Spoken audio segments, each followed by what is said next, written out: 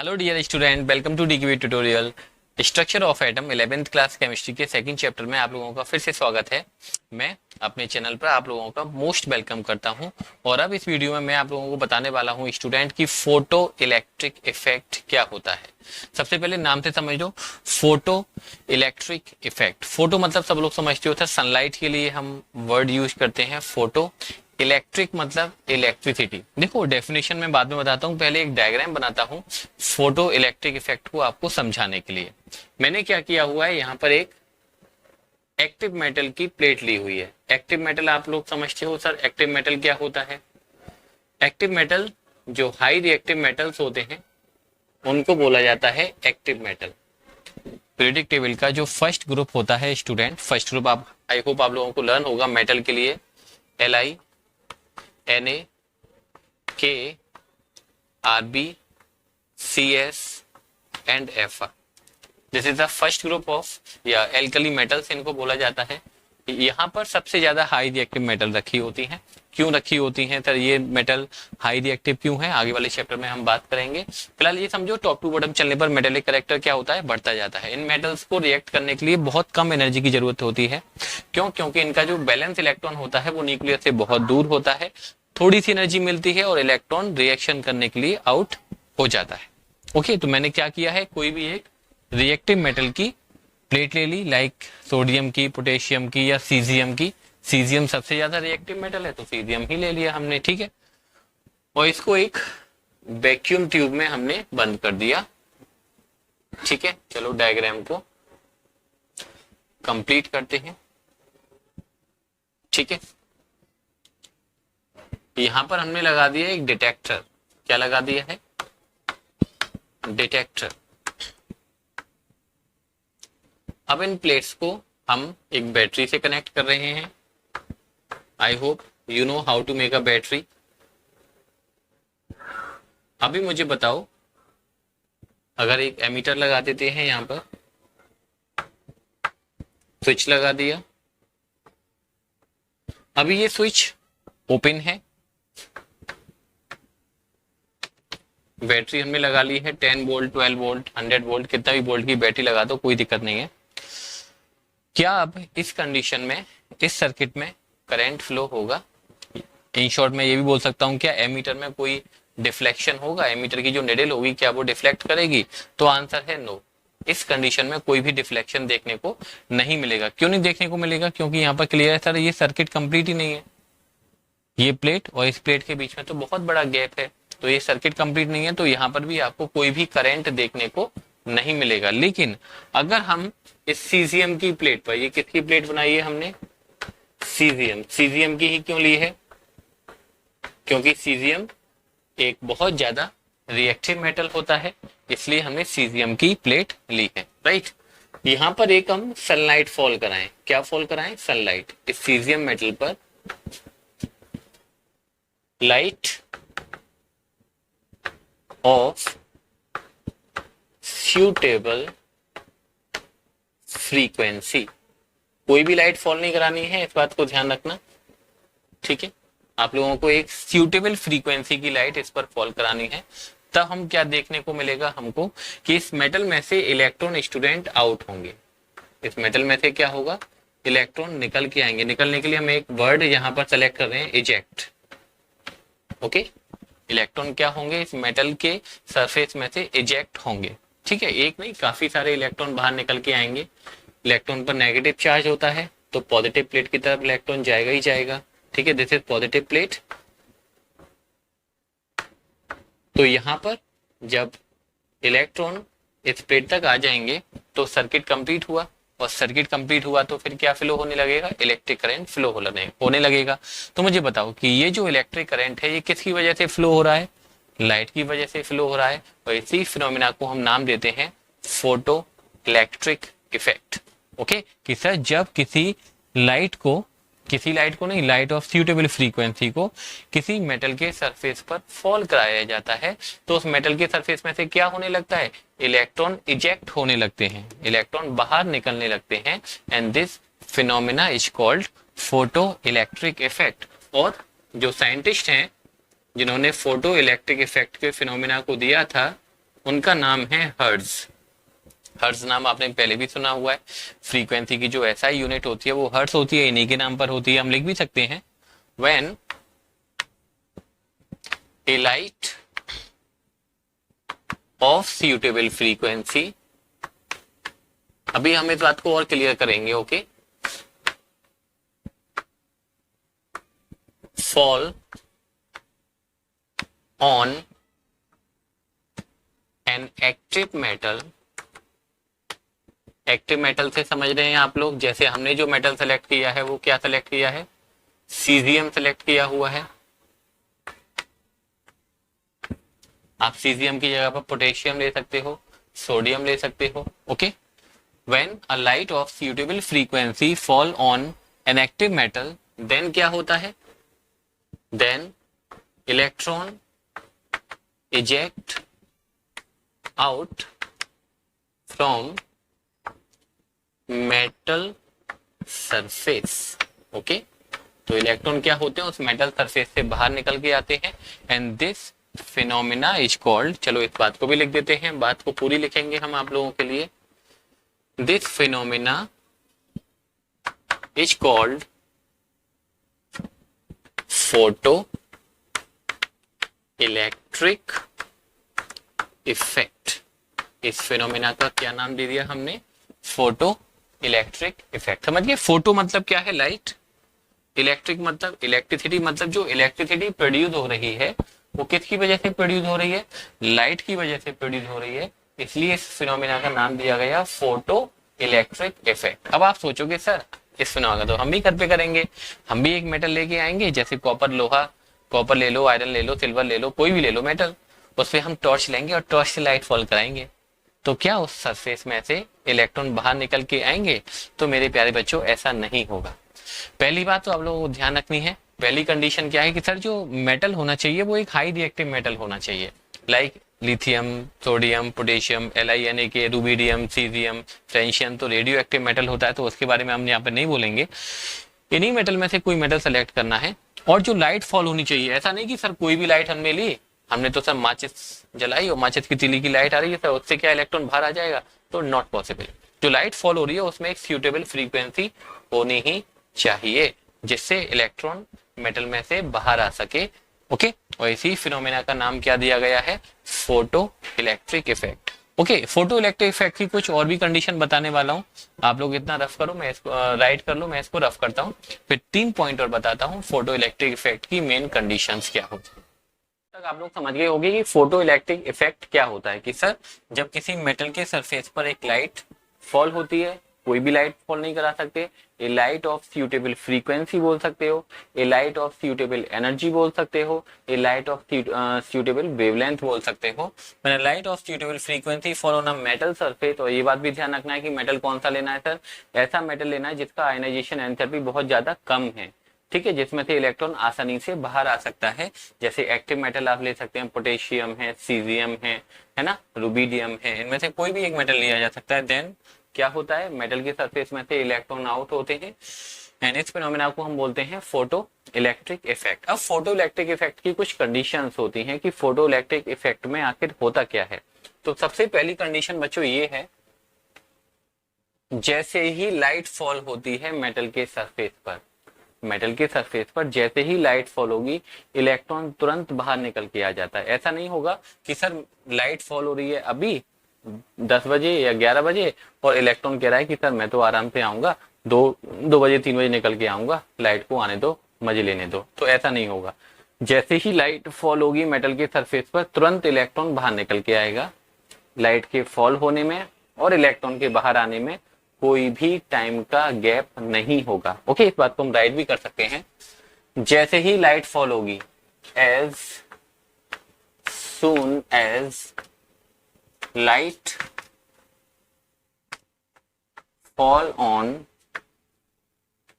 Metal surface, जैसे ही light fall होगी मेटल के सरफेस पर, तुरंत क्या होगा, इलेक्ट्रॉन बाहर निकल के आएगा। Electron eject out from metal surface immediately, okay, electron तुरंत बाहर निकल के आएगा। लाइट के फॉल होने में और इलेक्ट्रॉन के बाहर आने में कोई भी टाइम का गैप नहीं होगा। आप लिख भी सकते हो, there is no time gap between falling of light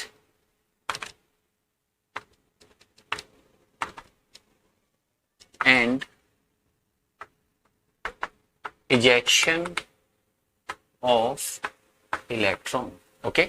light के फॉल होने में और इलेक्ट्रॉन के बाहर आने में कोई भी टाइम गैप नहीं होगा। This is the first condition of photo electric effect कि जो लाइट फॉल हो रही है, जैसे ही लाइट फॉल होगी इलेक्ट्रॉन तुरंत बाहर निकल के आ जाएगा। लाइट के फॉल होने में, इलेक्ट्रॉन के बाहर निकलने में कोई भी टाइम का गैप नहीं होता। सेकंड कंडीशन कि सर ये जो इलेक्ट्रॉन आउट हो रहे हैं इनको हमने नाम दिया था फोटो इलेक्ट्रॉन, ओके। आपको ध्यान रखना है कि मेटल के सरफेस पे जो इलेक्ट्रॉन बाहर निकलते हैं उनका एक नाम है फोटो इलेक्ट्रॉन। फोटो इलेक्ट्रॉन क्यों कह रहे हैं? क्योंकि ये इलेक्ट्रॉन लाइट की वजह से इजेक्ट हो रहे हैं, that's why I am calling them photo electron. तो इनके सर कितने इलेक्ट्रॉन बाहर निकल के आएंगे, ये कैसे, किस पे डिपेंड करेगा? एक इलेक्ट्रॉन बाहर निकलेगा, दो निकलेंगे, 1000, 1 बिलियन, 2 बिलियन, 3 बिलियन, 4 बिलियन, कितने इलेक्ट्रॉन आउट होंगे, ये किसी चीज किस पे डिपेंड करेगी? तो यहां पर भी बताया हर्ष ने कि number of photo electron depend on intensity of light falling on metal, okay. जितनी ज्यादा इंटेंसिटी की लाइट फॉल होगी, आप क्या लिखा है हमने, नंबर ऑफ फोटो इलेक्ट्रॉन, यहां पर एक वर्ड और लगाइए, डायरेक्टली डिपेंड, ओके। जितनी ज्यादा लाइट की इंटेंसिटी होगी उतना ही ज्यादा इलेक्ट्रॉन बाहर निकल के आएगा। जितनी कम इंटेंसिटी की लाइट फॉल होगी, नंबर ऑफ फोटो इलेक्ट्रॉन भी उतने ही कम बाहर निकल के आएंगे, ओके। तो सेकंड पॉइंट क्लियर हो गया। फर्स्ट पॉइंट को रिवाइज करो सर, जैसे ही लाइट फॉल होगी तुरंत इलेक्ट्रॉन बाहर निकल के आएगा। There is no time gap between falling of light and ejection of electron. Second sir, number of electron कितने बाहर निकलेंगे, ये किस चीज पे डिपेंड करेगा? तो number of photo electron depend on the intensity of light. जितनी ज्यादा इंटेंसिटी ऑफ लाइट होगी, इलेक्ट्रॉन भी उतने ज्यादा बाहर निकल के आएंगे। जितनी कम इंटेंसिटी की लाइट होगी, इलेक्ट्रॉन भी उतने ही कम बाहर निकल के आएंगे। That clear? Okay, third point की तरफ बढ़ते हैं स्टूडेंट। ऐसा नहीं है कि जो लाइट फॉल हो रही है, जो लाइट फॉल हो रही है, उस फोटोन की एनर्जी कितनी होती है हम सब लोग जानते हैं, E equal H new, okay. तो सर कितनी भी आप कोई भी लाइट को फॉल कराओ मेटल के सरफेस पर और इलेक्ट्रॉन आउट छोटा जाएगा, आउट होके आएगा, ऐसा नहीं है। आप कहोगे सर हम तो टॉर्च की लाइट को फॉल कराएंगे मेटल के सरफेस पर, तो क्या मेटल के सरफेस में से इलेक्ट्रॉन बाहर आएगा? तो ऐसा नहीं होगा। कोई भी मेटल है, उसमें से इलेक्ट्रॉन को बाहर निकलने के लिए एक मिनिमम फ्रीक्वेंसी रिक्वायर्ड होगी। हम लिख भी सकते हैं, फॉर ईच मेटल, कोई भी मेटल हो, चाहे सीजियम हो, पोटेशियम हो, फ्रेंशियम हो, कोई भी हो, for each metal there is minimum frequency required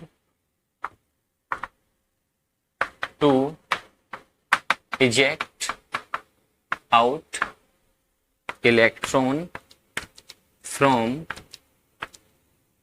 metal surface, okay. Her metal के लिए, जैसे हमने कोई माना ये मेटल का सरफेस हमने बना दिया एक, तो सर अगर इलेक्ट्रॉन की फ्रीक्वेंसी, जैसे मैंने कहा इलेक्ट्रॉन की फ्रीक्वेंसी है 4 × 10⁻⁻14 और इलेक्ट्रॉन को बाहर आने के लिए मिनिमम फ्रीक्वेंसी चाहिए 5 × 10⁻14, ओके, 5 × 10⁻14। तो क्या इस इलेक्ट्रॉन की फ्रीक्वेंसी कितनी है? 4 × 10⁻14 और चाहिए कितनी? 5 × 10⁻14। तो क्या इलेक्ट्रॉन बाहर निकलेगा? तो सर ऐसा नहीं होगा।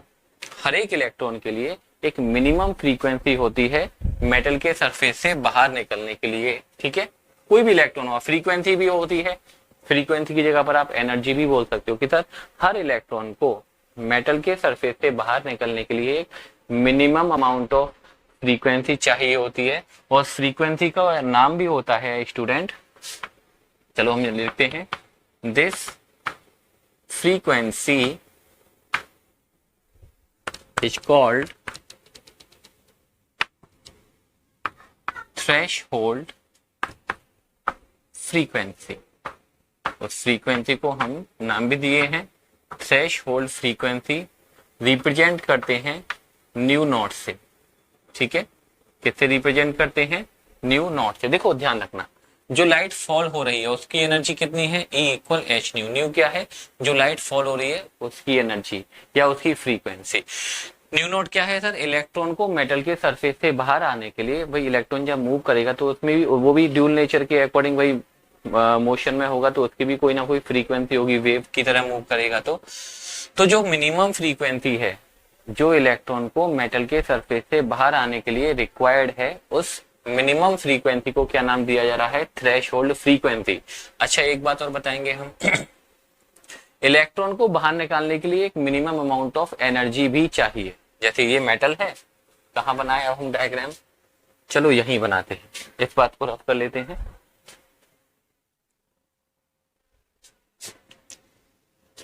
ये हमने एक मेटल का सरफेस बना लिया। कौन सा मेटल है सर? हाईली रिएक्टिव हो सकता है, सीजियम, पोटेशियम, है ना, सोडियम, इनमें से कोई मेटल होगा। क्या फॉल हो रही है इस पर? लाइट फॉल हो रही है। ठीक है, माना हमने लाइट की जो एनर्जी है वो एच न्यू होती है, और हमने मान लिया ये 10 जूल है। ठीक है, कितनी एनर्जी की लाइट फॉल हो रही है? 10 जूल एनर्जी की लाइट फॉल हो रही है, और इलेक्ट्रॉन को बाहर आने के लिए जो एनर्जी रिक्वायर्ड है वो चाहिए, मान लीजिए 12 जूल। ठीक है, इलेक्ट्रॉन को मेटल के सरफेस से बाहर आने के लिए कितनी एनर्जी रिक्वायर्ड है? 12 जूल। कम से कम 12 चाहिए। 12 से ज्यादा फॉल होगी तभी इलेक्ट्रॉन बाहर आएगा। 12 से कम लाइट फॉल होगी 12 से कम एनर्जी की लाइट फॉल होगी तो इलेक्ट्रॉन बाहर नहीं आएगा। तो मुझे बताओ, लाइट हम फॉल कराए हैं 10 जूल एनर्जी की, और जो एनर्जी रिक्वायर्ड है इलेक्ट्रॉन को बाहर आने के लिए वो कितनी रिक्वायर्ड है? 12 जूल। तो क्या इलेक्ट्रॉन बाहर आएगा? तो आंसर है प्यारे बच्चों, नहीं सर, बिल्कुल भी नहीं आएगा। और ये जो एनर्जी हमने बोला है, इस एनर्जी को हम बोलते हैं W नॉट। W नॉट को क्या बोला जाता है? Work function. क्या बोला जाता है? Work function of the metal. तो कभी कभी आपसे पूछा जाता है कि सर वर्क फंक्शन क्या होता है? तो वर्क फंक्शन एनर्जी को ही बोलते हैं, इस बात को ध्यान रखिएगा। सबसे पहले तो यही ध्यान रखिए सर वर्क फंक्शन है क्या है? एनर्जी। कौन सी एनर्जी? मेटल के सरफेस में से इलेक्ट्रॉन को बाहर आने के लिए मिनिमम अमाउंट ऑफ एनर्जी कितना रिक्वायर्ड है, उस मिनिमम अमाउंट ऑफ एनर्जी को हमने बोला है वर्क फंक्शन। और ये वर्क फंक्शन किसके इक्वल होगा? W नॉट इक्वल होगा एच न्यू के। भाई ये भी एनर्जी है, ये भी एनर्जी है जो लाइट फॉल हो रही है, लेकिन यहाँ पर न्यू नहीं होगा, यहाँ पर न्यू नॉट होगा। और न्यू नॉट क्या है सर? Threshold frequency. ओके, तो यहाँ पे मैं दो डेफिनेशन बताई आपको। सबसे पहली डेफिनेशन बताई कि सर थ्रेशहोल्ड फ्रीक्वेंसी क्या होती है? Minimum amount of frequency which is required to eject the electron from the metal surface is called threshold frequency. और वर्क फंक्शन क्या होता है सर? ये भी एनर्जी होता है, लेकिन कौन सी एनर्जी? एक मिनिमम अमाउंट ऑफ एनर्जी जो मेटल के सरफेस में से इलेक्ट्रॉन को बाहर। ऐसा नहीं है कि आपने टॉर्च की लाइट फॉल कराई, मेटल में से इलेक्ट्रॉन आ गए, ऐसा नहीं होगा। क्यों नहीं होगा? क्योंकि सर मेटल की इलेक्ट्रिक जो वर्क फंक्शन है वो ज्यादा होगा, जो लाइट आप फॉल करा रहे हो उसकी एनर्जी कम होगी, इसलिए इलेक्ट्रॉन बाहर नहीं आएगा। तो ओके, दो बातें क्लियर हो गई कि थ्रेशहोल्ड फ्रीक्वेंसी क्या होता है एंड वर्क फंक्शन क्या होता है। ध्यान रखें ना, वर्क फंक्शन क्या होता है? Minimum amount of energy required to eject out the electron from the metal surface. Work function की डेफिनेशन हमने आपको समझा दी है, राइट नहीं कर रहे हैं उसको। एक कंडीशन और बता देते हैं, for ejection of electron, electron के इजेक्ट होने के लिए, बाहर आने के लिए जो लाइट फॉल हो रही है उसकी फ्रीक्वेंसी, जो लाइट फॉल हो रही है उसकी फ्रीक्वेंसी बड़ी होनी चाहिए न्यू नॉट से। ठीक है, ये क्या है? New the frequency of light falling on the metal surface. New not क्या है? Threshold frequency. तो थ्रेश जो लाइट फॉल हो रही है उसकी फ्रीक्वेंसी थ्रेशोल्ड फ्रीक्वेंसी से 101% ज्यादा ही होनी चाहिए, तभी इलेक्ट्रॉन बाहर निकल के आएगा, अदरवाइज इलेक्ट्रॉन मेटल में ही रहेगा, वो बाहर निकल के नहीं आएगा। या आप ऐसे भी बोल सकते हो student, for ejection of electron, जो लाइट फॉल हो रही है उसकी एनर्जी बड़ी होनी चाहिए वर्क फंक्शन से, ऐसे ही बोल सकते हो। For the ejection of electron from the metal surface, the energy which is falling on the metal, energy of light falling on the metal should be greater than the work function of the metal. जैसा कि मैंने यहाँ पे आपको समझाया था कि 10 joule की एनर्जी फॉल हो रही है और वर्क फंक्शन है 12 जूल, तो क्या इलेक्ट्रॉन बाहर निकल के आएगा? बिल्कुल नहीं बाहर निकल के आएगा, वो कहेगा कि हम नहीं आ रहे। जैसे एक छोटे बच्चे को आपको अपने पास बुलाना है, गोदी में लेना है, तो आपको पहले उसको चॉकलेट देनी पड़ेगी। अब छोटा बच्चा तो छोटी चॉकलेट से मान जाएगा, बड़ा बच्चा तो छोटी चॉकलेट से तो ना मानेगा, फिर तो उसको बड़ी चॉकलेट चाहिए ना। तो वही फंक्शन यहाँ पर है। देखो कितना बढ़िया एग्जाम्पल उन्होंने निकाला है कि सर मेटल के सरफेस में से हमको क्या बाहर निकालना है? इलेक्ट्रॉन को बाहर निकालना है। तो क्या देना है? एनर्जी देनी है। कौन सी एनर्जी देनी है? जो उसके वर्क फंक्शन से ज्यादा होगी। ओके, तभी इलेक्ट्रॉन बाहर निकल के आएगा, अदरवाइज इलेक्ट्रॉन मेटल में ही घूमता रहेगा, वो मेटल के सरफेस से बाहर निकल कर नहीं आएगा। तो ये कुछ बातें आप लोग ध्यान रखो कि सर फोटो इलेक्ट्रिक इफेक्ट क्या होता है। सबसे पहले हमने आपको ये समझा दिया, और फोटो इलेक्ट्रिक इफेक्ट में कौन कौन सी बातें होती हैं कि सर जैसे ही मेटल के सरफेस पर लाइट फॉल होती है, इलेक्ट्रॉन तुरंत बाहर निकल के आता है। There is no time gap between falling of light and ejection of electron. Second sir, जो इलेक्ट्रॉन निकलेंगे उनके नंबर किस पे डिपेंड करेंगे? तो number of photo electron directly depend on the intensity of light. जितनी ज्यादा लाइट की इंटेंसिटी होगी उतनी ज्यादा नंबर ऑफ फोटो इलेक्ट्रॉन बाहर निकल के आएंगे, जितनी कम इंटेंसिटी की लाइट फॉल होगी उतने इलेक्ट्रॉन के नंबर कम आएंगे। तीसरा, हर मेटल में जो इलेक्ट्रॉन प्रेजेंट हैं उनके लिए एक minimum amount of frequency required है for the ejection, and that minimum amount of frequency required to eject the electron from the metal surface is called threshold frequency. इसको हमने एक और टर्म डिफाइन किया यहाँ पर, वर्क फंक्शन क्या होता है सर? मेटल में से इलेक्ट्रॉन को बाहर निकालने के लिए एक मिनिमम अमाउंट ऑफ एनर्जी चाहिए, उस एनर्जी को ही हमने नाम दिया work function. Minimum amount of energy required to eject out the electron from the metal surface, right? And next point हमने बोला कि सर अगर इलेक्ट्रॉन हमको बाहर निकालना है तो क्या होना चाहिए सर? कि जो फ्रीक्वेंसी लाइट की फॉल हो रही है वो थ्रेशोल्ड फ्रीक्वेंसी से ज्यादा होनी चाहिए, या आप ऐसे बोलिए कि जो लाइट फॉल हो रही है उसकी एनर्जी वर्क फंक्शन से ज्यादा ही होनी चाहिए। तो ये कुछ बातें फोटो इलेक्ट्रिक इफेक्ट के बारे में ध्यान रखें। अब हम मिलेंगे फोटो इलेक्ट्रिक इफेक्ट को आइंस्टाइन ने कैसे एक्सप्लेन दिया था, कुछ मैथमेटिकल एक्सप्रेशन दिया था, उसके बारे में भी देखते हैं। Explanation of photo electric effect bye Einstein. देखो फोटो इलेक्ट्रिक इफेक्ट में हमने क्या देखा था स्टूडेंट, कि ये कोई मेटल सरफेस था, ठीक है, और मेटल भी कोई सा मेटल नहीं लेना है। कौन से मेटल को सेलेक्ट करना है सर? जो हाईली रिएक्टिव मेटल है, जिसकी आयनाइजेशन एनर्जी कम होती है, that is called highly reactive metal.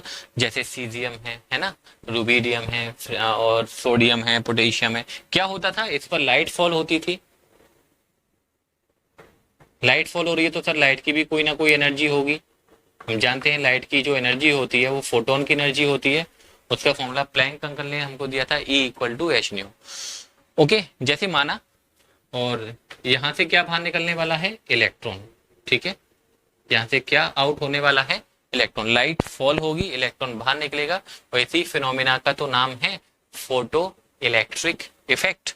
Okay, अब देखो आइंस्टाइन ने क्या बताया। आइंस्टाइन ने बताया कि जो एनर्जी फॉल हो रही है, कुछ ना कुछ एनर्जी होगी। जैसे हमने माना 10 जूल एनर्जी एक फोटोन की है और वो इस पर फॉल हो रही है। इलेक्ट्रॉन को बाहर आने के लिए हमने बताया कुछ ना कुछ मिनिमम अमाउंट ऑफ एनर्जी की रिक्वायरमेंट है। जैसे 10 जूल में थे, इलेक्ट्रॉन को बाहर निकलने के लिए मान लो जो मेटल सरफेस है इसके लिए जो वर्क फंक्शन है वो है 2 जूल। मतलब जब इसको 2 जूल एनर्जी मिलेगी तभी इलेक्ट्रॉन बाहर निकलेगा। 2 जूल से कम नहीं एनर्जी अगर फॉल होगी तो इलेक्ट्रॉन बाहर नहीं निकलेगा। तो 10 जूल एनर्जी फॉल हो रही है, 10 जूल में से 2 जूल एनर्जी तो इलेक्ट्रॉन ने क्या कर ली? एब्जॉर्ब कर ली। बाकी कितनी बची? 8 जूल एनर्जी और बचनी चाहिए ना। और एनर्जी का आप लोगों ने एक लॉ पढ़ा है कि सर एनर्जी को ना तो हम बना सकते हैं ना ही हम बिगाड़ सकते हैं। Law of conservation of energy. Energy is neither created nor be destroyed, but it can change from one form to another form, जिसको हम एक फॉर्म से दूसरे फॉर्म में कन्वर्ट कर सकते हैं, बस इससे ज्यादा और कुछ नहीं कर सकते। तो 10 जूल में से 2 जूल एनर्जी तो इसने एब्जॉर्ब कर ली, बाकी की एनर्जी कहाँ जाएगी सर? तो बाकी की एनर्जी से जो इलेक्ट्रॉन है वो मूव करेगा। तो जब कोई भी ऑब्जेक्ट मोशन में होता है तो कौन सी एनर्जी होती है उसमें? काइनेटिक एनर्जी होती है। ओके, तो बाकी की जो 8 जूल एनर्जी बची थी वो किस में कन्वर्ट हो जाएगी बच्चों? वो इलेक्ट्रॉन के काइनेटिक एनर्जी में कन्वर्ट हो जाएगी। तो ये जो एनर्जी फॉल हो रही है ई, वो कहाँ कहाँ बदल रही है? एक तो वर्क फंक्शन में बदल रही है और एक काइनेटिक एनर्जी में बदल रही है। 10 जूल एनर्जी फॉल हुई थी, 2 जूल एनर्जी एब्जॉर्ब की इलेक्ट्रॉन ने, बाकी की 8 जूल एनर्जी क्या हो जाएगी? उसकी काइनेटिक एनर्जी में कन्वर्ट हो जाएगी। तो यही बात है कि अगर total amount of electron energy falling on the metal surface is E, तो एनर्जी फॉल हो रही है वो कितनी फॉल हो रही है? ई फॉल हो रही है। तो किस में कन्वर्ट होगी? वर्क फंक्शन में। ई में से कुछ amount of energy electron absorb करेगा जिसको हमने वर्क फंक्शन बोला हुआ है। बाकी की जो एनर्जी है वो किस में कन्वर्ट हो जाएगी स्टूडेंट? वो कन्वर्ट हो जानी चाहिए इलेक्ट्रॉन के काइनेटिक एनर्जी में। बात समझ में आ गई? ई को हमने क्या बोलते हैं? H new. वर्क फंक्शन को क्या बोलेंगे हम? H new not. थोड़ा सा इसको और मॉडिफाई करते हैं। सबसे पहले तो यही ध्यान रखना कि फोटो इलेक्ट्रिक इफेक्ट का सबसे सिंपल फॉर्मूला यही है कि सर जो एनर्जी फॉल हो रही है वो किस में कन्वर्ट होगी? वर्क फंक्शन में प्लस काइनेटिक एनर्जी में। एनर्जी का फॉर्मूला इक्वल एच न्यू होता है, वर्क फंक्शन क्या होगा? H new not. New not क्या है? यहाँ पर थ्रेशोल्ड फ्रीक्वेंसी। न्यू नॉट का क्या नाम बोला जा रहा है? Threshold frequency. काइनेटिक एनर्जी को आप चाहो तो हाफ एम बी स्क्वायर लिख सकते हो, फिलहाल हम काइनेटिक एनर्जी ही लिख के चल रहे हैं। इसको जरा इधर ट्रांसपोर्ट करेंगे। एच प्लैंक कांस्टेंट कॉमन लिया, new minus new not equal kinetic energy. क्या हमने न्यू को हमने एक फॉर्मूला बताया था आपको, C equal frequency into lambda. ये फॉर्मूला हमने आपको पहले बताया हुआ है, तो यहां से देख के बताओ न्यू इक्वल क्या हो जाएगा? C अपॉन लैम्डा, और न्यू नॉट क्या हो जाएगा? C upon lambda naught. इसको बोलेंगे हम थ्रेशोल्ड वेवलेंथ। न्यू नॉट को क्या बोलेंगे? Threshold wavelength, right. Kinetic energy C को हम कॉमन ले सकते हैं, HC 1 upon lambda minus 1 upon lambda naught equal kinetic energy. तो ये भी फॉर्मूला एक बनता है। अगर फ्रीक्वेंसी की बात चल रही है तो आप ये वाला फॉर्मूला लगाएंगे न्यूमेरिकल्स करते टाइम। अगर वेवलेंथ की बात चल रही है तो ये वाला फॉर्मूला लगाएंगे। सिंपल बात चल रही है तो ये वाला फॉर्मूला लगाएंगे। कभी कभी इलेक्ट्रॉन की वेलोसिटी आपको पता करनी होगी तो आप ये फॉर्मूला भी लगा सकते हो कि E equal W not plus kinetic energy को आप क्या राइट कर दोगे? Half m v square, where m क्या है? इलेक्ट्रॉन का मास है, वी कितनी वेलोसिटी से इलेक्ट्रॉन इजेक्ट आउट होगा। This is the explanation of photo electric effect given by Einstein. तो बात समझ में आ गई स्टूडेंट? 2-3 फॉर्मूलों को ध्यान रखना कि फोटो इलेक्ट्रिक इफेक्ट क्या होता है सर? जब लाइट फॉल होती है मेटल के सरफेस पर, इलेक्ट्रॉन बाहर निकल के आता है, इसी इफेक्ट को हमने बोला था फोटो इलेक्ट्रिक इफेक्ट। कौन कौन सी कंडीशन बताई सर? जैसे इलेक्ट्रॉन लाइट फॉल होगी, फोटोन फॉल होगा, इलेक्ट्रॉन बाहर निकलेगा।